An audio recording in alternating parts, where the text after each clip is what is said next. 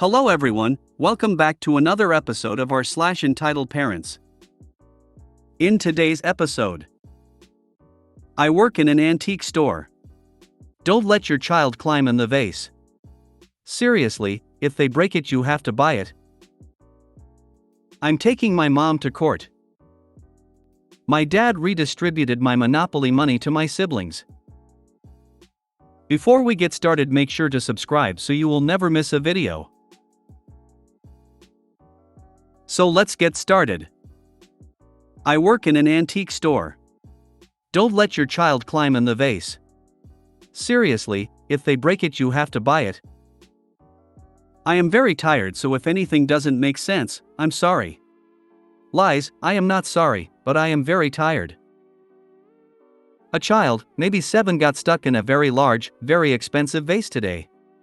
My boss was on the shop floor. He explained the policy about breakages to the parents of this kid. But he's a child, they squealed. My boss just shrugged and pointed to the policy poster. He pointed out the cameras that caught them lifting their child into said expensive vase. For funsies. The stuck child began to panic. I came out of the back to a broken vase. And parents threatening to sue. My boss threatened to call the police. So the parents paid for the vase and took their uninjured child away. Thankfully. Basically, don't put your kids in expensive vases. I feel this should go without saying. Eve heard stories of parents letting their kids run loose in art museums, and the resulting damage the child inflicts on pottery, sculptures, etc., and that the parents didn't want to pay for the items destroyed because they are children, to the tune of tens of thousands of dollars. It doesn't at all surprise me that this happened in antique stores as well. Yes, I read about a couple in I think Missouri who allowed their kid to break a valuable museum piece, and the museum billed them something like $300,000. When they refused to pay, the museum sued them and won. They'll be paying for the rest of their lives for not parenting their kid. As a collector and user of functional antique spinning wheels, I think a lot of times people don't realize the actual value of that old piece of junk.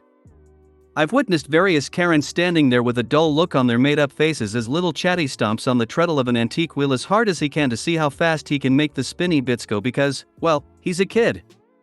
Problem is, he's damaging an antique device that's survived a century or so, and sometimes this is how the dealer supports themselves. I usually say something where Karen can hear it to the tune of, "Oh wow, look at that little boy playing with that valuable antique. The price tag says over $300.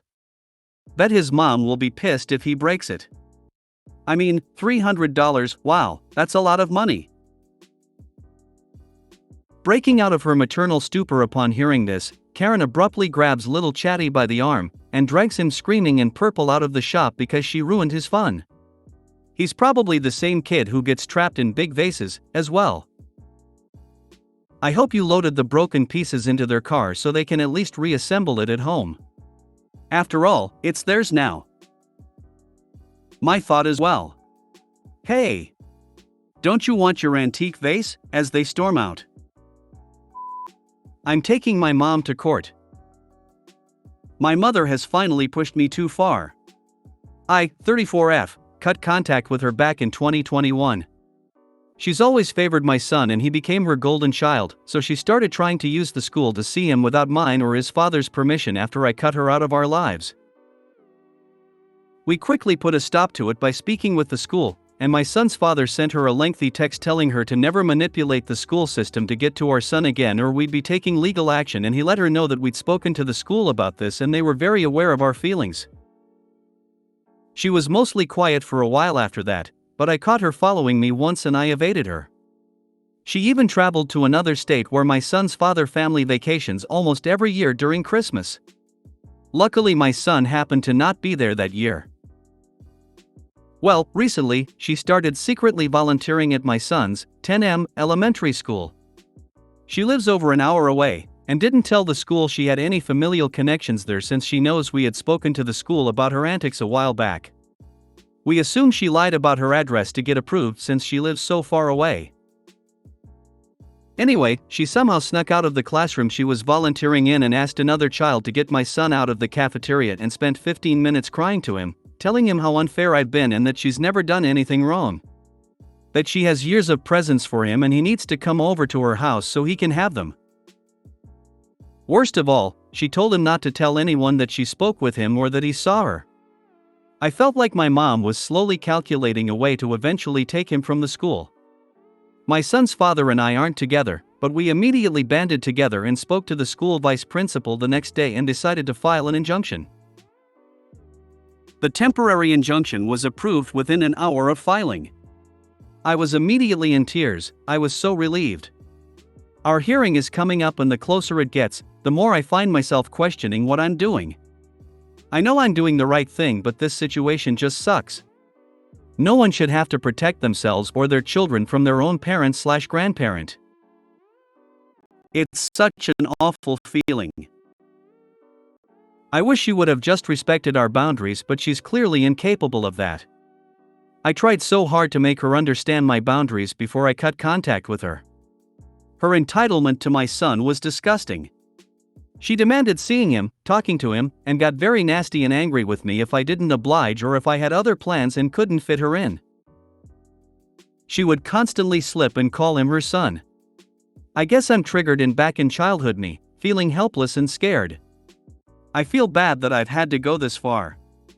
I feel terrible that she's been served. I know I shouldn't feel bad because she's probably more embarrassed and worried about how this makes her look more than anything. It's probably a long shot, but have any of y'all experienced anything like this? I've never been to court. Even when my son's father and I divorced, we were able to settle on our own. I have no idea what to expect and I'm scared. I don't want to see her. I don't want to hear her lie in court or cry and manipulate, but I know it's coming. This situation is heartbreaking. Edit. I'm trying my best to respond to each one of you, but I just have to say thank you all so much for sharing your stories, for guiding me, for giving me pointers, for helping me prepare, for keeping me grounded and rooting for us. I didn't expect to receive so much amazing advice, and I'm crying tears of pure gratitude for each and every one of you. Y'all might be strangers, but I love each of you, from the bottom of my heart. Just know that you all have played a major role in possibly saving my son's life. Maybe even my own. Once I have an update, I will edit this post again and let you guys know how it went as quickly as I can. Court is formal and unsettling, but you're in the right, which makes things easier. Dress well. Speak well, have a script that you roughly follow, and hold your head up, you are doing the right thing for your kid. Adding on to make that script in large font in case you start crying or panic. It'll be easy to see and clear. I printed my victim impact statement in size 36 font and it made all the difference. While I doubt it will go well for her in court. Not only did she fraudulently gain access to your son in a place where she was previously told not to be, she essentially traumatized your son. When in court, try to be as factual and non-emotional as possible and let her look like the lunatic she is. Best of luck. I sincerely doubt she's embarrassed or worried, because she thinks she's right. So there's no need for you to feel embarrassed and worried on her behalf. So what's the deal with the school? Is it run by idiots? I'd have a lot to say to them in your shoes. You're protecting your child. Don't feel bad about anything you're doing. My dad redistributed my Monopoly money to my siblings. I was winning at Monopoly when my dad, who wasn't even playing, came over and took a large chunk of my money and gave it to my brother and sister. They thanked him. This happened years ago, but it still makes me mad. I wish I had quit the game right then, but I accepted it as typical of my dad. I don't remember whether I won in the end. My dad's second wife would hover around our game and yell at me when I tried to buy properties the same color that I already had and wouldn't let me because it wasn't fair. Then about 2/3 of the way or so through the game, she would let my brother, 1 year younger, and half-brother, 3 years younger, combine their money and properties and make me keep playing. What the hell? Which Disney stepmother character was she? I bet your siblings were crying. But then not anymore. Aren't tears the main reason to play the game? Did he explain socialism and taxes to you while doing it? Not at that time, but he used to bang on about that kind of thing.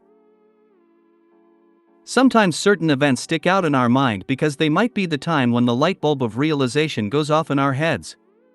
Hey, wait a minute? My dad/mom/family member/teacher treats me unfairly/means/ignores me. If you made it to the end of the video, thanks for watching. Don't forget to like, subscribe and share, and we will see you in the next video.